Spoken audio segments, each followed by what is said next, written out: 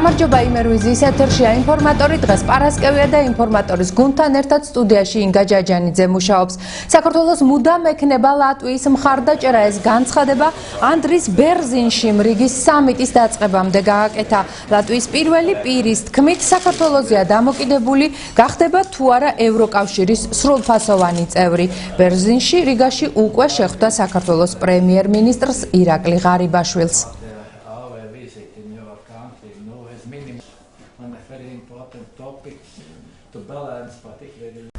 გარემოს დაცვის უწყებამ გარემოზე ზემოქმედების შესახებ კანონპროექტის პირველი საჯარო განხილვა მოაწყო. ინიციატივის მიხედვით ეკოლოგიურ ექსპერტიზას დაქვემდებარებული საქმიანობის ჩამონათვალი ევროდირექტივების მიხედვით ფართოვდება. კანონპროექტის ავტორები ვარაუდობენ, რომ დოკუმენტს პარლამენტი წლის ბოლომდე დაამტკიცებს. წიაღის მოპოვება იმ საქმიანობათა ჩამონათვალს შეუერთდება, რომლებზეც გარემოზე ზემოქმედების შეფასების განხორციელება სავალდებულოა. კონტროლს დაექვემდებარება ინფრასტრუქტურული და სოფლის მეურნეობის სექტორში დაგეგმილი პროექტებიც. ცვლილებებს გარემოზე ზემოქმედების შესახებ კანონპროექტი ითვალისწინებს. გარემოს დაცვის სამინისტროში განმარტავენ, რომ ინიციატივის მიზანი ევროკავშირთან ასოცირების ხელშეკრულებაში ნაკისრი ვალდებულებების შესრულებაა. დოკუმენტი უწყებამ არასამთავრობო სექტორთან ერთად განიხილა. კანონპროექტი გაეროს ევროპის ეკონომიკური კომისიის ფინანსური მხარდაჭერით პროგრამის მწვანე ეკონომიკა აღმოსავლეთ სამეზობლოში ფარგლებში შემუშავდა. სრულად ახალი სამართლებრივი დოკუმენტი, რომელიც შეესაბამება ასოცირების ხელშეკრულებით ნაკისრ ვალდებულებებს, ასახავს ევროდირექტივების მოთხოვნებს, რომლებიც აუცილებელია სრულყოფილი გარემოზე ზემოქმედების შეფასების სისტემის დანერგვისათვის. ახალი თანამედროვე სტანდარტები, რომლებიც ამ კანონპროექტში არის ინტეგრირებული ევროდირექტივების შესაბამისად, უზრუნველყოფს საზოგადოების ჩართულობის ძალიან მაღალ ხარისხს და სახელმწიფო ხელისუფლების ორგანოთა ანგარიშვალდებულების გაზრდას საზოგადოების წინაშე. მოიცავს გარემოზე ზემოქმედების შეფასების ვალდებულების დადგენას ისეთი საქმიანობებისთვის, როგორიც არის წიაღის მოპოვება და სხვა რესურს სარგებლობა, რაც მოქმედი კანონმდებლობით არის. ამ კანონის მეშვეობით დახვეწილი იქნება ის პროცედურები, რომელიც განსაზღვრავს იურიდიული პირების მიერ ლიცენზიების მიღებას და შემდეგ საქმიანობის განხორციელებას. ასევე აღსანიშნავია, რომ ეს კანონი ითვალისწინებს დაინტერესებულ პირთა ჩართულობას შესაბამისი პროექტების განხორციელების პროცესში და ამთავითვე აღსანიშნავია ადგილობრივი მოსახლეობის როლი გადაწყვეტილების მიღების პროცესში, მათ ექნებათ უფლება მიიღონ მონაწილეობა იმ მოქმედებათა მიმართებაში, რომელიც ხორციელდება მათი საცხოვრებელი ადგილების გარშემო. 21-22 მაისს ცხოველთა ჯანმრთელობისა და კეთილდღეობის თემაზე ჯანდაცვის მსოფლიო ორგანიზაციის ორგანიზებით შემაჯამებელი შეხვედრა გაიმართა. ორდღიანი სემინარი სასტუმრო ბომონდ გარდენში სურსათის ეროვნული სააგენტოს უფროსმა გახსნა. სურსათის ეროვნული სააგენტო მას მისდობს სემინარს ცხოველთა მსოფლიო ჯანდაცვის ორგანიზაციის მიერ ორგანიზებულს, რომელიც განკუთვნილია ცხოველთა კეთილდღეობის საკითხებზე. ანუ აქ თავმოყრილია რეგიონალური წარმომადგენლები საქართველო, აზერბაიჯანი, მოლდოვა, უკრაინა, ყაზახეთი. სემინარის შედეგად ჩვენ გვეყოლება გადამზადებული ტრენერები, რომლებიც აღნიშნულ საკითხებზე მოამზადებენ უკვე ქართულ სპეციალისტებს და ვფიქრობ, რომ ესეთ სემინარის მხარდაჭერა ყოველთვის მნიშვნელოვანია ჩვენი ქვეყნის მხრიდან და გაგრძელდება ასეთი აქტივობებიც. რუბრიკით ჩვენ თქვენთვის ვადგენთ სიმართლეს ვაგრძელებთ ფაქტ-მეტრის მიერ მომზადებული რეპორტაჟების ჩვენებას. სავიზო რეგულაციებმა მნიშვნელოვნად შეაფერხა ესე თქვა ჩინეთიდან როგორც ტურისტების, ასევე ჩვეულებრივი მომუშავე პერსონალის შემოსვლა. ფაქტ-მეტრის დასკვნით გიორგი კვირიკაშვილის ეს განცხადება არის სიმართლე. 2014 წლის 1 სექტემბრიდან საქართველოს ახალი სავიზო რეგულაციები შემოიღო. საქართველოში შემოსვლის მსურველთათვის სხვადასხვა კატეგორიის ვიზები განისაზღვრა. კერძოდ, ტურისტული მიზნით საქართველოში შემოსვლის მსურველთათვის C1 კატეგორიის ვიზაა საჭირო. ნათესავების მონახულების მიზნით შემოსვლას C2 კატეგორიის ვიზა არეგულირებს. საქმიანი ვიზიტების შემთხვევაში C3 კატეგორიის ვიზაა საჭირო. შრომითი საქმიანობის განსახორციელებლად D1, ხოლო სამეწარმეო საქმიანობის განსახორციელებლად კი D2 კატეგორიის ვიზა. აღნიშნული კატეგორიების ვიზების გაცემა 2014 წლის 1 სექტემბრამდე საქართველოს სახელმწიფო საზღვარზე და იუსტიციის სახლებში იყო შესაძლებელი, ხოლო ახალი კანონის ძალაში შესვლის შემდეგ ვიზის მისაღებად ვიზიტორმა საქართველოს დიპლომატიურ წარმომადგენლობას და საკონსულოს უნდა მიმართოს. ცვლილებების შედეგად ვიზის მქონე უცხო ქვეყნის მოქალაქე საქართველოში ყოფნის საერთოა და ნებისმიერ 180 დღიან პერიოდში 90 კალენდარულ დღეს არ უნდა აღემატებოდეს. ასეთივე ვადები დაწესდა იმ ვიზიტორებისათვის, რომელსაც საქართველოში შემოსასვლელად ვიზა არ სჭირდებათ. საქართველოს ტურიზმის ეროვნული სააგენტოს სტატისტიკური მონაცემების მიხედვით ჩინეთიდან შემოსულთა საერთო რაოდენობა 2014 წელს 2013 წელთან შედარებით 3%-ით შემცირდა. 2014 წლის მეოთხე კვარტალში გასული წლის ანალოგიურ პერიოდთან შედარებით ჩინეთიდან შემოსული ტურისტების რაოდენობა 962-ით შემცირდა, რაც ახალი სავიზო რეჟიმის ამოქმედების პერიოდს ემთხვევა. ახალი სავიზო რეგულაციების შედეგად გაჩენილი პრობლემების შესახებ ჩინეთის საელჩოს კომერციულმა და ეკონომიკურმა მრჩეველმა ლუი ბომ ფაინენშელთან ინტერვიუში ისაუბრა. მისი განცხადებით 2014 წლის განმავლობაში საქართველოს ჩინეთიდან 30 დელეგაცია ეწვია, რომლებმაც სხვადასხვა სფეროში ინვესტიციების ჩასადებად მუშაობა დაიწყეს. მანვე განმარტა, რომ საქართველოში საქმიანობის დაწყებას უფრო მეტი პოტენციური ინვესტორი გეგმავდა, მაგრამ ახალი სავიზო რეგულაციებით გამოწვეული პრობლემების გამო მათ საქართველოს მიმართ ნდობა დაკარგეს. ლუი ბოს შეფასებით სავიზო რეგულაციები არა მარტო შესაძლო ინვესტორებს არამედ საქართველოში უკვე არსებულ კომპანიებსაც შეუქმნის პრობლემებს. ლუი ბოს განმარტებით, თუ კი ურუმქი თბილისის მიმართულებით 1 სექტემბრამდე მგზავრთა რაოდენობა რეისებზე 100 საჭარბებდა, ახლა რეისზე 15-20 ადამიანია. როგორც ვნახეთ 2013 და 2014 წლებში ჩინეთის მოქალაქეების საქართველოში შემოსვლის სტატისტიკა ყოველ კვარტალში სტაბილურად იზრდებოდა. ახალი სავიზო რეგულაციების ამოქმედების შედეგად კი ვიზიტორთა რაოდენობა 2014 წლის მეოთხე კვარტალში წინა კვარტალთან შედარებით 48%-ით, ხოლო წინა წლის იმავე კვარტალთან შედარებით 41%-ით შემცირდა. საჩხერის მეორე საჯარო სკოლაში მე-12 კლასელებს გამოსამშვიდობებელი საღამო მოუწყვეს. კულტურის ცენტრში გამართულ ღონისძიებაზე მეორე საჯარო სკოლის პედაგოგები, მოსწავლეები და მათი მშობლები შეიკრიბნენ. ეს ახალგაზრდები საჩხერის მეორე საჯარო სკოლის მე-12 კლასელები არიან. მათთვის სკოლის ზარი ბოლოჯერ დაირეკა. მოსწავლეები ახლა ამ დღეს აღნიშნავენ და საჩხერის კულტურის სახლში ღონისძიებას მართავენ. ფარდა გაიხსნა. საღამოს წამყვანები მაყურებელს მიესალმნენ, თუმცა უცებ სცენაზე ხანძარი გაჩნდა და მოსწავლეები თანდათან სცენას ტოვებენ. გაოცებული და შეშინებულია მაყურებელი. ფლეშმობი შედგა. ფლეშმობის დასრულების შემდეგ სცენაზე ცეცხლი მართლა გაჩნდა. ეს კურსდამთავრებულთა სხვადასხვა მომხიბლავი ნომრებით გამოწვეული ცეცხლი იყო. 12 წლის მანძილზე მართლა სულ ერთად ვიყავით, ერთად ძალიან ბევრი რამე, როგორც ვახსენე, ძალიან ბევრი ერთად გვიხარო და ერთად წმინდა. მე დარწმუნებული ვარ, რომ აუცილებლად ეს ასე გაგრძელდება და ჩვენ ისევ გავაგრძელებთ ამ მეგობრობას. მოსწავლეები ღელავენ, რადგან მათ ცხოვრებაში ახალი ეტაპი იწყება. ჩემთვისაც ძალიან ემოციურია ეს დღე, რადგანაც ფაქტობრივად ვემშვიდობებით იმ სახლს, მეორე სახლს, რომელშიც ჩვენ სულიერად აღვიზარდეთ. ვემშვიდობებით იმ ადამიანებს, მასწავლებლებს, რომლებიც იყვნენ ჩვენი მეორე მშობლები, მეორე დედები, მამები და რომლებმაც უდიდესი წვლილი შეიტანეს იმაში, რომ სულიერად ასე აღვდილიყავით. მათი პირველი პედაგოგები ვერიკო მწყერაშვილი და ნინო თოდაძე იყვნენ. ვერიკო მასწავლებელი ახლა იმ დროს იხსენებს, როცა ეს მოსწავლეები პირველ კლასში შევიდნენ. 4 კლასი ამ სცენაზე ვიზეიმეთ დაწყებითი კლასების დამთავრება და თხოვე რომ წარმატებისაკენ სავალი გზიდან არ გადაეხვიათ.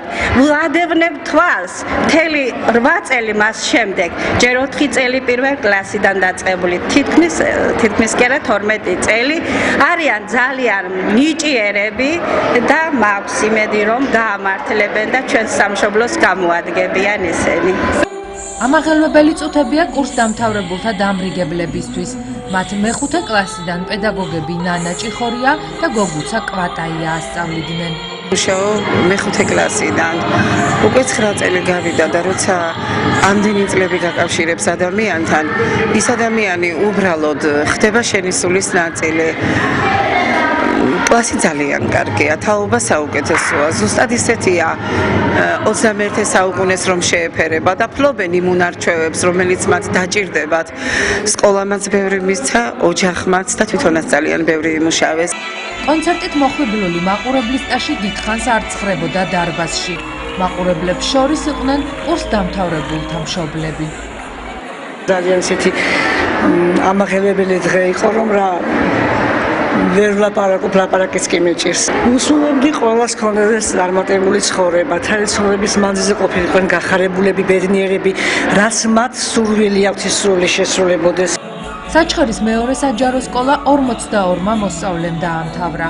ყველა მათგანი უმაღლეს სასწავლებელში სწავლის გაგრძელებას გეგმავს. მინდა ამ მოსწავლეებს ვუსურვო ძალიან ბევრი წარმატება ცხოვრებაში, მათ უკვე სკოლაში თავიანთი სახელი დატოვეს, თავიანთი სიტყვა თქვეს და ჯერა რომ კიდევ უფრო წარმატებულები იქნებიან ცხოვრების შემდგომ ეტაპზე და გვასახელებენ. თუმცა ჩვენ ავწყვეტთ ურთიერთობას, დღემდე ჩვენ სკოლადამთავრებულებთან თანამშრომლობთ, ძალიან ბევრი პროექტი გვაქვს ერთად წამოწყებული და ვფიქრობ, რომ ეს მე-12 კლასელებიც ასე გააგრძელებენ ჩვენთან თანამშრომლობას. საჩხერეში 2014-2015 სასწავლო წელი სულ 453-მა მოსწავლემ დაასრულა.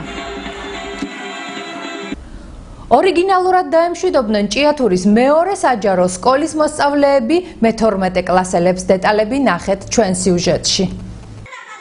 საგანგებოდ მოწყობილი სცენა მე-4 A კლასს დამთავრებულებმა დაიკავეს და მაყურებელს ლექსებით მიესალმნენ. შესრულდა სხვადასხვა ნომრების, სიმღერებითა და ცეკვებით მათ მე-4 კლასის დასრულება აღნიშნეს და მე-12 კლასელებს სკოლის დამთავრება მიულოცეს. დღეს გქონდა ჩვენ ბოლო ზარი და დავამთავრეთ წინვალე 12 წელი. ზოგ ბავშვს გონია რომ სკოლის დამთავრება არის ძალიან სასიხარულო, რა თქმა უნდა, ის მიგვიძღვის შემდეგი ცხოვრების გზაზე, მაგრამ იმდენად რთულია შემდეგ გამომშვიდობება, რომ არ ვიცი, უდიდეს ემოციას ჰქონდა ჩემთან. კურს დამთავრებულებს ბოლო ზარი სხვადასხვა ნომრებით მე-8 A კლასის მოსწავლეებმაც მიულოცეს. ისინი მაყურებლის წინაშე განსხვავებული ნომრებით წარსდგნენ. თემატიკიდან გამომდინარე მოსწავლეებმა სცენაზე კინოფილმი მე ბებია ილიკო და ილარიონი გააცოცხლეს. ციფრის ატესტატია თუ შარშავა მქების სიგელი მომიტანა და მე სხვისი რომ აღმოჩნდა. ნამდვილია, წყალი არ მოუვა. მნიშვნელოვანი ეტაპი დადგა ჩვენი მოსწავლეების ცხოვრებაში. ისინი ტოვებენ სკოლის კედლებს და გზას ულოცავთ ძალიან დიდი წარმატებული გზისაკენ. ეს გზა ძალიან რთული იქნება, მაგრამ დარწმუნებული ვარ, რომ ყველა მათგანი ძალიან ღირსეულად გაართმევს თავს და თავის საპატიო ადგილს დაიკვირდებს, თავის სიტყვას და სახელმწიფოს ჩვენი ქვეყნის საქმიანობაში და ცხოვრებაში. ხატრული ნომრები ამით არ დასრულებულა სცენაზე უცებ ბოშაქალი გამოჩნდა ცეცხლოვანი ცეკვის შემდეგ მეორე საჯარო სკოლის დირექტორს მომავალი უწინასწარ მეტყველა. ყველა მე-12 კლასელი უმაღლეს სასწავლებელში ჩააბარებსო და ამით ყველას სურვილი გაახმოვანა. სექტემბერში ყველა სტუდენტებია.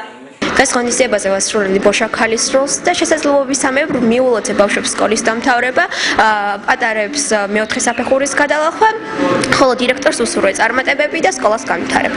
დღე რომელსაც ყველა პირველკლასელი ელოდება რომ 12 წლის მერე მას მოუწევს თეთრი მაისურის ჩაცმა და მასზე წარწერებს გაუკეთებენ. ეს არის ძალიან ამაღელობელი გზნობა და ძალიან სასიამოვნო მართლა.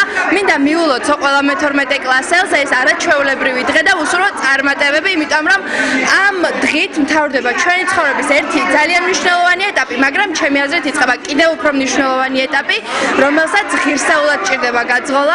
მაყურებლისათვის სიურპრიზები კურს დამთავრებულებსაც ჰქონდათ, მათ სცენაზე ისტორიის გაკვეთილი გააცოცხლეს.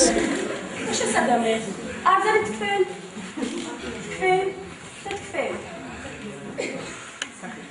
დავიწყოთ დავითის ღონისძიებები. პირველი წარმოდგენილი იქნა ჩემი პაროდია. ამბობენ რომ ეს იყო ერთი-ერთში. მე ბედნიერი ვარ, იმიტომ რომ მოსწავლებმა ჩემს მიმართ გამოხატეს სიყვარული. მე მინდა ყველა კურსდამთავრებულს მიულოცო დღევანდელი დღე. მოსწავლეების გამოსვლას მშობლები და პედაგოგები უყურებდნენ. ძალიან კარგი საღამო იყო. კარგი ღონისძიება ჰქონდა ჩაუტაატარა ასმათი მასწავლებელმა. გახარებული ვარ, რომ ასეთი გაცილება მოუწყო ჩვენ შვილებს. მაღალი დონის საღამო შედგა დღეს და მადლობა ამისთვის სკოლის პედაგოგებს. ღონისძიებას ადგილობრივი ხელისუფლების წარმომადგენლები ესწრებოდნენ, მათ კურსდამთავრებულებს წარმატებები უსურვეს. მე-12 კლასელებისაც ბოლო ზარი არ არსებობს. მათთვის ახლა იწყება ცხოვრება და ზარი ბოლოს უნდა თქვან მათ რაც აუცილებელი არის. არა მარტო ოჯახებისთვის, არა მარტო ქალაქისათვის, არამედ სრულიად ქვეყნისათვის.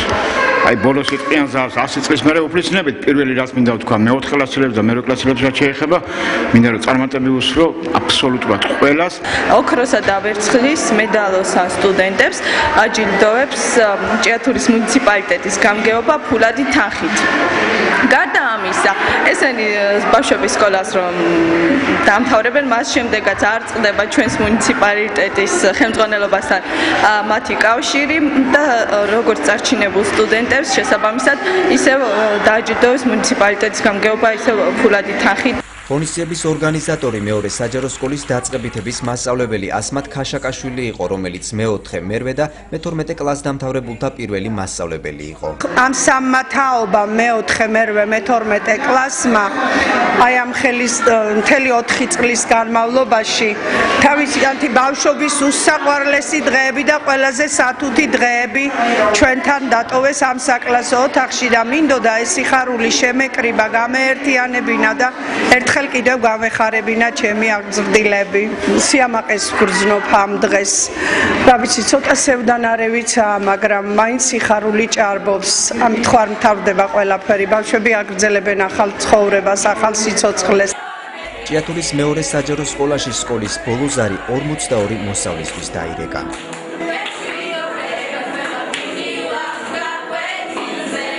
დასრულდა იმერეთის ღია ჩემპიონატი ფეხბურთში. ფინალურ შეხვედრას ჭიათურის თემურ მაღრაძის სახელობის ცენტრალური სტადიონი მასპინძლობდა. ჭიათურა ჩემპიონია. იმერეთის ღია ჩემპიონატზე მათ 2000 წელს დაბადებულებს შორის პირველი ადგილი დაიკავეს და ქუთაისის ტორპედოს ყოფილი ფეხბურთელის ჯუმბერ ხაჯალიას სახელობის თასის მფლობელები გახდნენ. დასრულდა ჯუმბერ ხაჯალიას სახელობის თასის გათამაშების ჩემპიონატი იმერეთისა და იმერეთის გუნდების მონაწილეობას ღიობლობდა 10 ქალაქის წარმომადგენლის ბავშვთა გუნდი, 2000 წელს დაბადებულები. აქედან პირველი ადგილი წარმატებას მიაღწია ჭიათურის ბავშვთა აღზრდილებმა 2000 წელს დაბადებულებმა ეს ჯუმბერ ხაჯალიას სახელობის თასი და დაეუფლნენ პირველ ადგილს. იმერეთის ღია ჩემპიონატში სულ 10 ქალაქის ნაკრები გუნდი მონაწილეობდა 2000 წელს დაბადებულებს შორის. ჭიათურამ 12 თამაშიდან 10 მოგებით, ხოლო 2 ფრედ დაასრულა. ჩარჩან ამ დროს ჩვენ პლეი-ოფში გავედით, ანუ ესე იგი და იმის შემდეგ ჩვენ მიზანი დავისახეთ, რომ რაც უფრო შეიძლება ზევით დაგვეყვა ადგილი კიდე და წელს ფაქტურად ჩვენ ტოლებში თამაში არ წავიგია და გავედით პირველ ადგილზე და ძალიან მადლობელი ვართ ჩემ ბიჭების ამ ასაკის, მადლობელი ვარ ყველას იმ ხალხის ვინც ჩვენ გულშემატკივრობდა და დიდი მადლობა ყველას. ჩვენ ვიღებდით ღია ჩემპიონატში მონაწილეობას, ძალიან კარგად გამოვედით წელს, რადგანაც გავედით ჩვენ ტოლებში პირველ ადგილზე გავედით, დავიკავეთ პირველი ადგილი და რა თქმა უნდა ძალიან დიდი სიხარულია ეს ჩვენთვის. 2014-2015 წლების იმერეთის ღია ჩემპიონატი ფეხბურთში დასრულდა. ფინალურ შეხვედრას ჭიათურის თემურ მაღრაძის სახელობის ცენტრალურმა სტადიონმა უმასპინძლა. ჭიათურა ხობის იმედს შეხვდა. შეხვედრა 0-2 დასრულდა. ხობის იმედში 1999 წელს დაბადებულები თამაშობენ. ბოლო თამაში იყო ტურის. ჩვენ ხობის იმედი მონაწილეობთ იმერეთის ზონაში, 10 გუნდი მონაწილეობს და დავიკავეთ მესამე ადგილი. თამაში დაძაბული იყო. ეს 2000-იანი ბავშვები არიან და კარგი ბავშვები არიან. თავის ასაკში მათ დაიკავეს პირველი ადგილი და პლეი-ოფში მიიღებენ მონაწილეობას. ყოფილი ვართ, იმიტომ რომ მოვიგეთ. მოწინააღმდეგე ძლიერი იყო და შედეგი ჩვენ სასარგებლოდ დასრულდა. ჭიათურის ფეხბურთელთა მთავარი მწვრთნელის განცხადებით ფინალურ თამაშში მან ახალი ტაქტიკით იმუშავა. ყველა ფეხბურთელი ვინც კი სათადარიგო სკამზე იჯდა ათამაშა. ფაქტურად ესე იგი ვისაც ცოტა არ მოუწია ისეთი დრო თავიდან ბოლომდე თამაში, ყველა ვათამაშეთ აბსოლუტურად 20 ბავშვი ვათამაშეთ, რომ ყველას ეთამაშა და არც გოლი დაწყეთოდა და ფაქტურად არაფერს არ წყვიტა და თემონე თამაში, მაგრამ გაუწიეს დიდები იყვნენ, ის ფიზიკურადაც დიდები იყო და გავლენას აიჩენს 1 და 2 წელი განსხვავება არის ძალიან და რა ვიცი ის ხელულად ითამაშეს რა ბიჭებო, რა თქვა, მაინც გავუდეს, მაგრამ წავაგეთ, მაგრამ გავუშავს. არ ხო ამ თამაში დიდი მნიშვნელობა. ვითამაშეთ ხობის 19-იანებთან, ეს თამაში არ იყო ჩვენთვის ძალიან მნიშვნელოვანი, რადგან ჩვენ უკვე პირველ ადგილზე ვიყავით გასულები. ვითამაშეთ, ვიბრძოლეთ ბოლომდე, დიდები იყვნენ, მაგრამ არა უშავს, წავაგეთ 2-0, მაგრამ ღირსეულად ვითამაშეთ, ასე ვთქვით. თამაში ადგილობრივი ხელისუფლების წარმომადგენლები ესწრებოდნენ. ჩემპიონები გახდნენ უკვე ცნობილი ქართველი ფეხბურთელის ჯუმბერ ხაჯალიას ტურნირის ჩემპიონები გახდნენ. წარმატებებს უსურვებ და იმედი მაქვს, რომ მომავალში ჭიათურაში და არა მარტო ჭიათურაში ეს თაობა იწყოს თავის სიტყვას ქართულ ფეხბურთში. ერთადერთი დგომა არ არის მხოლოდ ის, რომ რაღაცა შორიდან ნახოთ ანგარიშები. ძალიან გთხოვთ, მოგბრძანდით ხოლმე სტადიონზე და უგულშემატკივრეთ ჩვენი ქალაქის გუნდებს, რომელიც მართლა არაჩვეულებრივად თამაშობენ და დაუჭიროთ მხარი ამ მომავალ თაობას ფეხბურთელებისაც, რომელიც მართლა დარწმუნებული ვარ, რომ გვასახელებენ. იმერეთის ღია ჩემპიონატი 2014 წლის სექტემბერში დაიწყო და 2015 წლის 21 მაისს დასრულდა. ასეთი იყო ინფორმატორი კვირის ბოლოს. ინფორმატორის გუნდთან ერთად სტუდიაში ინგა ჯაჯანიძე მუშაობდა. მე გემშვიდობებით მომავალ შეხვედრამდე.